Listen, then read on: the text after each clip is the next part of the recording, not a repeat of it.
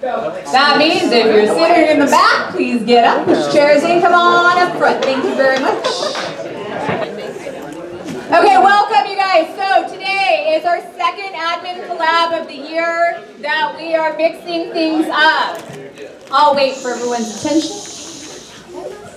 Thank you very much. So we are actually doing what's called a tech slam today. So your colleagues attended the GAFE Summit, the Google Apps for Education Summit 2 weekends ago, and what they are going to be doing for you is something that they actually went through themselves. A slam is when someone comes up and shares something that they're doing with technology in the classroom, and it's no longer than a 3-minute presentation. They stop, slam, boom, somebody else comes up and they start presenting. So when I said this is going to be fast-paced, it really is. It's being videotaped today so that others in our district can actually experience what our great people here at Fairfield High are putting on. And since they aren't all in this room today, they'll be able to see and experience the same things that you are. So if you have your devices, have them ready.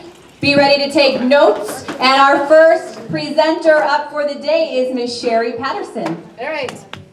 Yay. Yay. All right, this is kind of weird. We're kind of tethered to the computer here. Okay, so you can start. The app that I chose to explore was Google Tour Builder. It's actually a program within Google. It's brand new. And what it does is it basically combines Google Earth with presentation tools. So you can make a tour and actually incorporate Google Earth into it. It's a great way to combine multimedia. You can insert pictures, video, blogging, all kinds of things to make a different style of presentation. So honestly, the best thing to do is just kind of show you guys. So I've pulled up a couple of these. This is one that was done, they have a lot of samples so you can see how it works. 12 Men on a Mission. And so this was actually documenting, when you take a look at it, this was actually documenting men who signed up for service immediately after 9/11. And so it actually, you can see on the right side, you've got the Google Earth. On the left, you've got blogs, and you've got photos. So you can actually take these photos full screen also, and kind of share what you're looking at. And then Google Earth, of course, lets you focus in on this. So really quick, just showing you some of the possibilities. This is obviously documenting men in service after 9/11. This one was done as a personal document and journey. She took, our instructor, she actually had gone to the Deep South to visit the barbecue places, the best places to barbecue. So they went on an RV road trip, and they literally went to each and every one of the barbecue places. And so she documented each one. Taking a look, you can actually configure your Google Earth to actually get down literally to the street level view of these buildings. And so you can actually see, here she is at her first stop, the Fox Brothers Barbecue in Atlanta, Georgia, and her documentation there. Science, this one's actually on the Great Barrier Reef, and so you can actually see that they went in. I love these views, ocean views. Google Earth actually will take you underwater, by the way.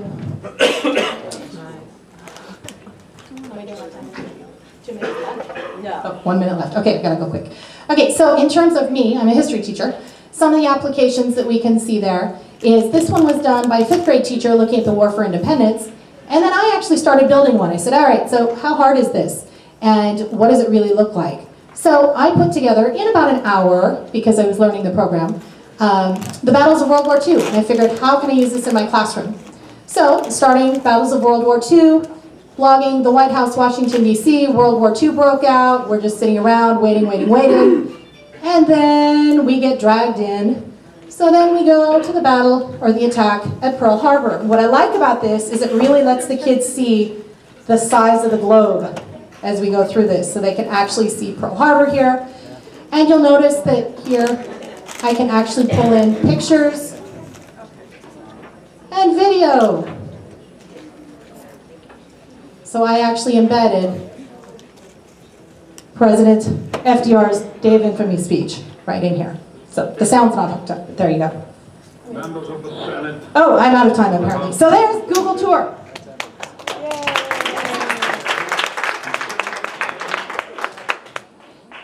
Who's next?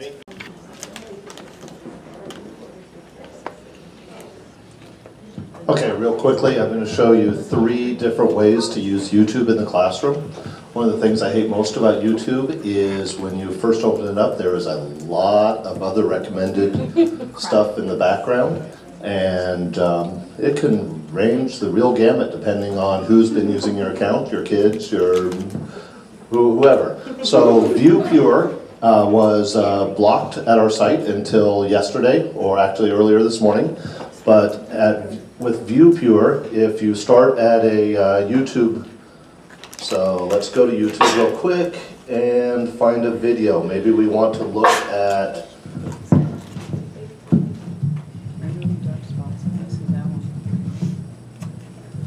Fairfield High Teacher Rally. And so here's a good one, the 07 rally, and the problem with it is we are also seeing the 20 most unusual schools ever, future basketball, so we've got all this other stuff we don't want to see. So we will copy the YouTube link and go over to, and now I need to remember, viewpure.com, and right here I'm going to paste in that URL from YouTube, and I'm going to purify it. And now that I've purified it, there's nothing else on the screen, just the YouTube video, and at the end I won't get a list of all the inappropriately recommended videos to go with it. So this is a good way to get only what you want. But sometimes you don't want the whole thing, because you don't want the whole video necessarily. So we will also go to ChopTube.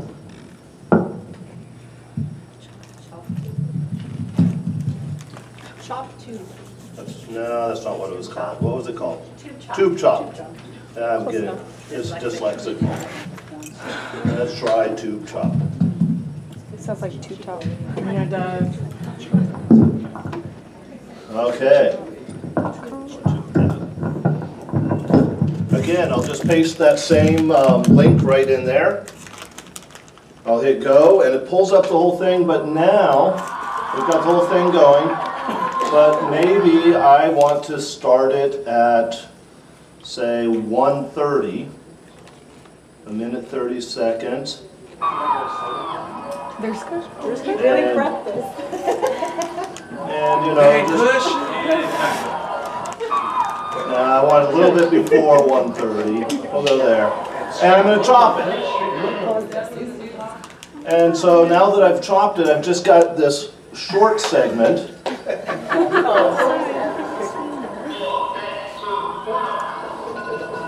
And we don't have the rest of the video going with it. It's only going to be that little bit. And so that's TubeChop. You can take just the segments you want and not the parts you don't. Work it, Will. I don't know. Who's got this? Ooh, giddy. That's why he brought Willie. Come on. Sorry, I had to sign out. Yeah, I'm ready. Okay. Mark, get that go. So I'm going to talk about Pear Deck, which was the thing that I saw. Out of all the things that I saw that were really good, this is the thing that I thought I can take this without a lot of additional work and use this on my next day of school. And so interactive presentation, students can join in on any device. There's a whole bunch of different types of questions you can ask. So go ahead and go to peardeck.com/join right now. It's going to ask you to sign in with your Google account, so go ahead and do that. And then it's going to give you You're asking me to do a lot really fast. the option to, when it asks you for the code, go ahead and put that code in. GFTTC.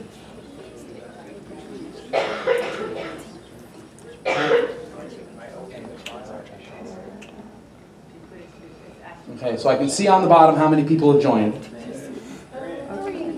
Hold on, I'm getting there. Give me a second.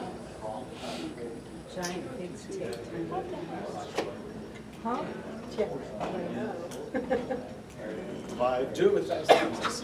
Yeah, I'm going to go ahead. And you can still join in. It's GFTTC. GFTTC. Okay, got it. Okay, so I can control, now I can see, now that I'm logged in on my iPad, I can see who's logged in, I can see your names, and I can go ahead, and start the presentation. So this is something that I just started to put together. It's far from finished, but I'm starting to put together some questions that I'm going to need to do in my class over the next 2 days. And so once you log in on your device, and any device will work, a Chromebook, a laptop, a phone, an iPad, anything will work, then students can go ahead and put in the answers to this question. So hopefully some of you, at least the math teachers, can go ahead and answer some of the questions now if you don't know. But you have the same thing on your slide that I have here. I can see who's answered and who hasn't. So I can see that 2 people have responded so far. And then when I'm ready to show the responses, I can show them. They're anonymous on the screen, but I can tell on here who said what.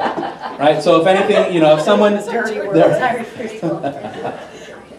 So I can tell who said what. Yeah. Yeah, that was Michelle. Their corresponding parts are equal. That was Jeff, right? So, yeah.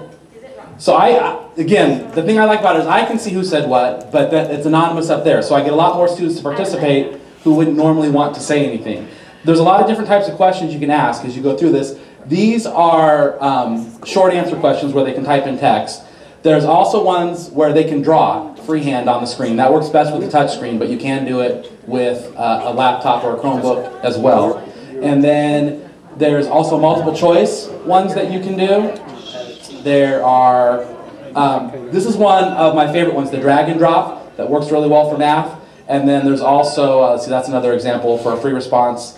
And then I like to use them at the end for assessment, so now they can type in their answer, I can see what they learned. If there's something that they didn't think that they understood, when I exit out of this, I can save the session, so I can go back in and look over and see what everybody's responses were for the entire. So I can go back and look and see who participated, who didn't, and if there's somebody who didn't understand something, I can look and see who it was. I like it. That one is nice. Oh, one other really good feature that I ran out of time to show you is while you're answering, if I don't want any more answers, I can lock your responses so you can't type anything else in. What about, can you filter, like if there's an inappropriate response you see, can you filter that out and not have Yes, you can. Oh, you take that. I should have done it. I think Savon. I didn't hear mom. His presentation, not mine, but I'm covering for him because he's helping me out with something else. So, this is Google Research Tools. This is a tool that's inside of Google Docs that you can utilize in the social science classroom, English classroom, anywhere really that you're doing research, science as well. The best way to demonstrate is probably not with this video because it's too long, but rather to go here. So, we have a student, they're working on the most awesomest research project ever, and it's about baboons because they're writing for biology class. Baboons are cool, found in Africa, oh my god, how I love baboons. So they need some more information about baboons, and what they're going to do, we follow our directions over here. Under Research and Tools, Research, we get this toolbar off on the right, and this toolbar does some pretty awesome stuff. It's got a Google search bar in it. So let's say I want to know something about baboons.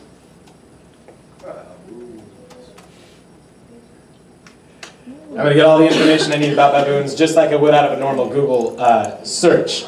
However, what we can now do is, let's say your student's scrolling down, they found a site that they wish to use. So National Geographic, that's a pretty good website. So let's say they open that up, they had found some information on that website they liked, they decided they want to use it, and they used it in this particular sentence because they quoted something out of that particular article. They come down here and hit Cite. The superscript for the citation goes in, and then on the bottom of the screen is the footnote citation for your document. So this only like scratches the surface of what the Google what the Google Research tool will do. I believe it can cite images as well. It can cite a whole bunch of other things. And it does the two different kinds, APA. And it does the two different kinds, APA and MLA, I believe. So I'm not going to go into it any further because I didn't prepare for this presentation. This is what I know about it. Perfect. That was Eddie's slam. Slam. Can I have extra time now for lunch? I only used 2 minutes. Don't mess with me. I got 4. Okay.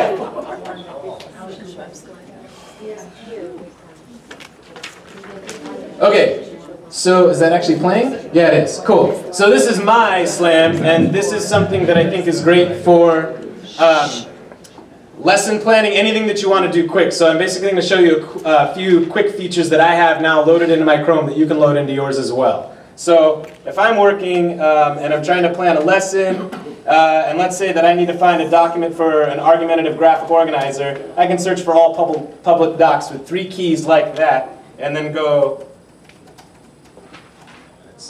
or you can type in SEC for seconds. I don't know, you want to know more? Ask me later. Or how to do that. Every step I went through and how to set it up is in this animation right here. It's just looping and going over and over and over it again. All you need to do is just use the different URLs. Yeah, or unless you want to use it. You want to use it? You can use this one. It's fine. It's not mine. Go for it.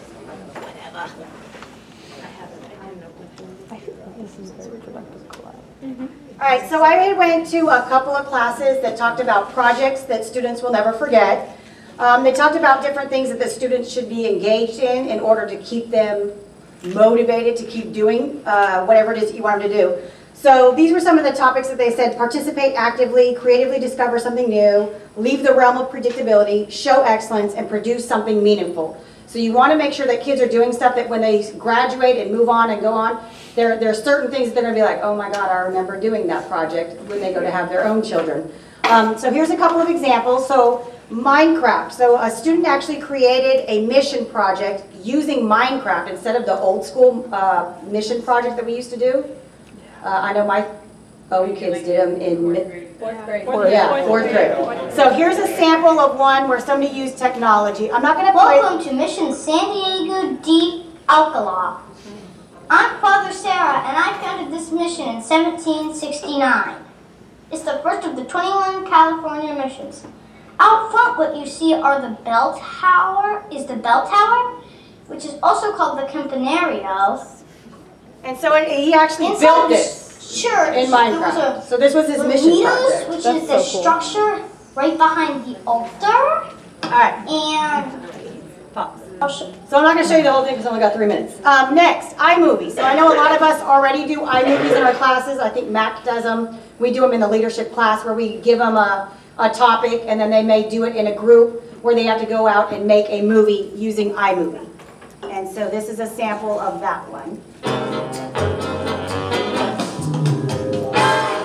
This is using what? iMovie.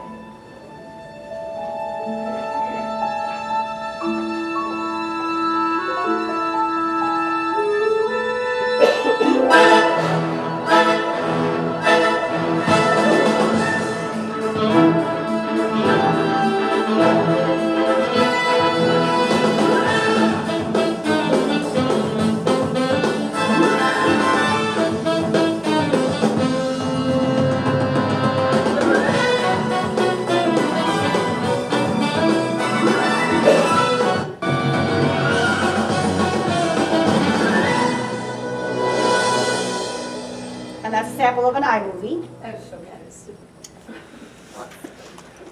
The next was a service project that somebody did for a charity. And so that was the process they went through, was learn the story, speak to the volunteers, request visuals, start creating a video, get feedback, and do a revision. How do I get to the next one? Clunk, there we go. So this was the Little Big one.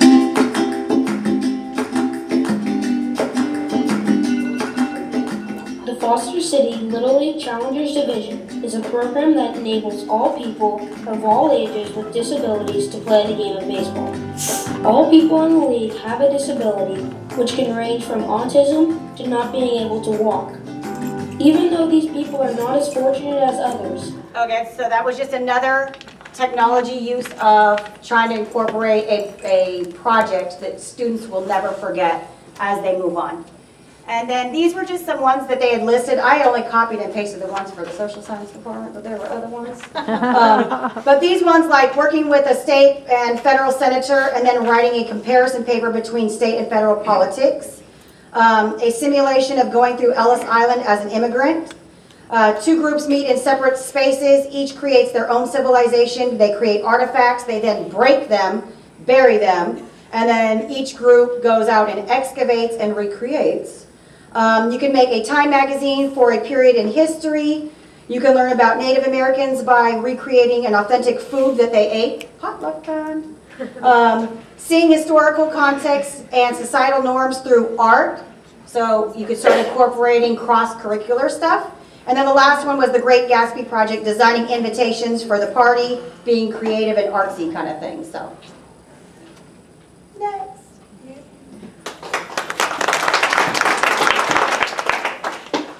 So I'm talking about Edpuzzle, which is a website that allows you to take any video and turn it into either a lesson or an assessment. So it's good for anybody, if anybody's experimenting with like flipped classrooms, you could create a lesson that students have to watch at home, and then the next day you get to practice what it's about, or you could use it as, like I said, as an assessment. On the website, you can choose from Edpuzzle lessons that have already been created by teachers, so you could find one that already has all the bells and whistles already on it, and you can even edit it if you need to make some changes. Or you can start from scratch by finding your own video, and they have a whole bunch of different searches, sites you can search to get the videos. And then the one thing I did want to touch upon was YouTube. So YouTube is blocked for students on campus, but if you wanted to use Edpuzzle with a YouTube video on campus, what you can do is the website that Mike was going to present about downloading the video. So you could download videos from YouTube, save them just as a video, and then upload them. That way they're not going to be blocked on campus anymore because it's your file now. If students are going to do it at home for homework, then it doesn't matter if it's YouTube or not. Here's just a screenshot. So on the left-hand side, you can see all of the ways you can search for videos. So the top one is Edpuzzle, so that's searching the website for lessons that have already been made. So you can see a couple examples already up there. Underneath that, there's YouTube. So from the Edpuzzle website, you can search directly through YouTube. There's the National Geographic website, there's the TED, there's Numberphile, there's a whole bunch of different video sites.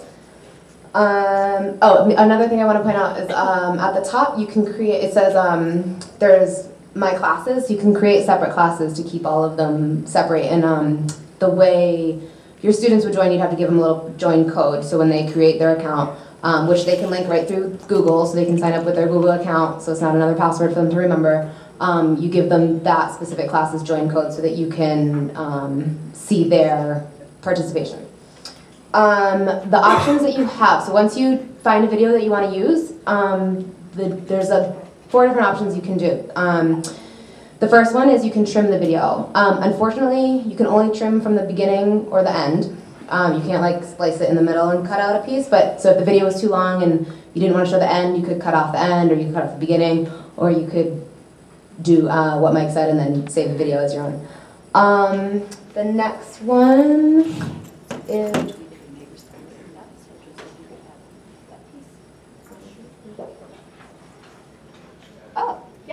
Apparently Edpuzzle just tweeted me saying that even if YouTube is blocked, it should still work. So that's apparently new because it didn't work last week. So the next thing you can do is on audio track. You can add in, so if you found a video that had it was just a silent video, you could add in your own audio track. Or you could erase the audio track that is already there and create your own. The next is you can add audio notes, so you could stop the video at one point and you could explain what's happening, or you could pose a question for them to think about. And then the last part is where the assessment comes in. You can insert questions throughout the video. You can insert multiple choice questions, you can insert open response questions, or you can just add a little comment for them to think about, like, come to class tomorrow with ideas about X, Y, and Z. The multiple choice questions, the website will grade for you automatically because you can put in the answer. The open response are up to you to grade. To decide whether or not their answer met your expectations or not. And that's it.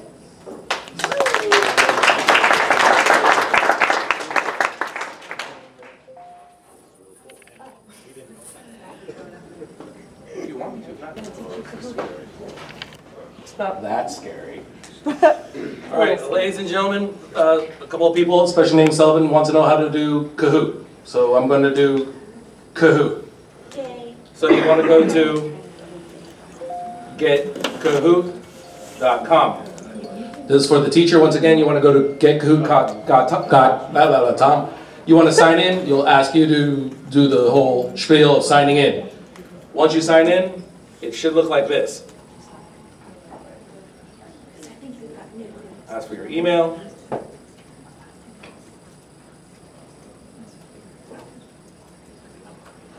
Once you sign in, it should look like this. Then I'll ask you these 3 prompts. Do you want to make a quiz, discussion, or survey?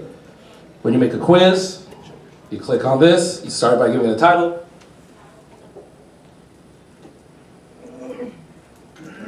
Oh, come on now. I hate Sully.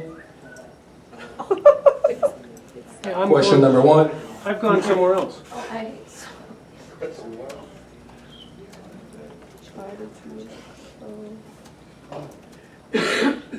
Ah. So you could put any question up here you want. You could scroll down. Here's the answers. You could put in the multiple answers like Sherry or Kristen Witt. She put 2 answers. You could put 4. Notice the very bottom it says incorrect. You pick which one you want to be the correct answer. You're only limited X amount of space or letters. Characters. Thank you. So.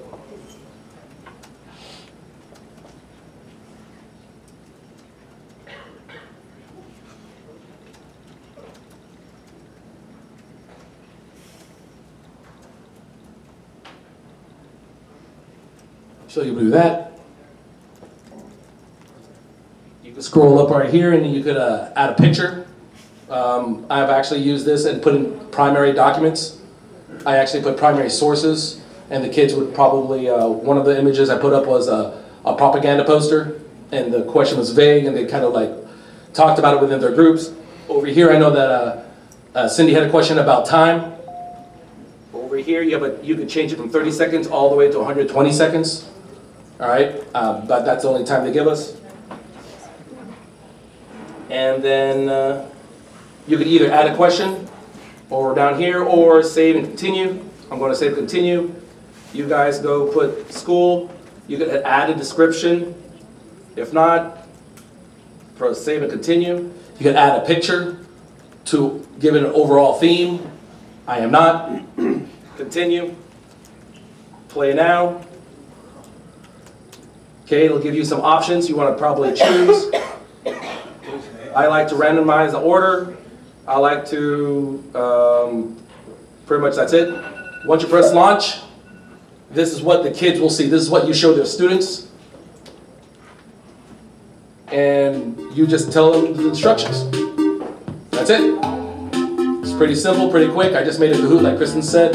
I made a 30-question Kahoot quiz today in a matter of 15 minutes. Another impromptu right here at the end on Google Classroom, so this will be our last one.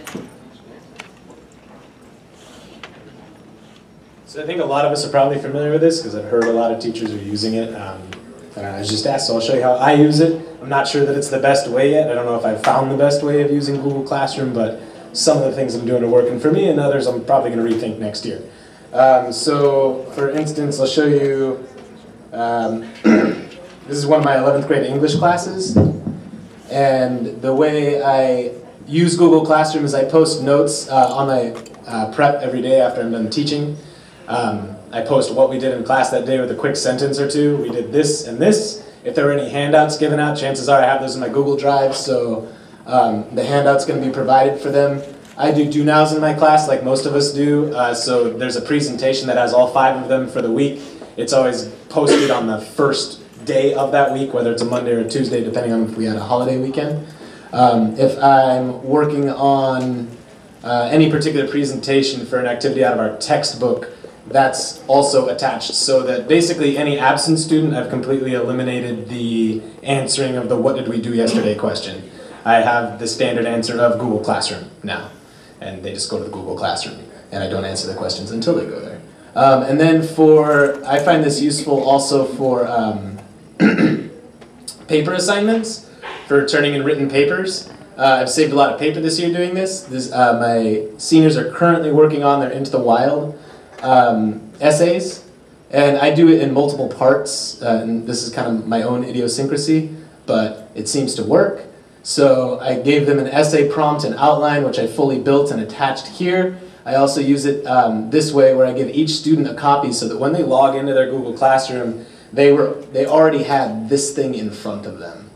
This also, by the way, I didn't make. I found it online using that quick search I showed you guys. I just added in my own prompt. So here's the prompt that they were to be working on. We worked on it in class. We were breaking down the prompt here.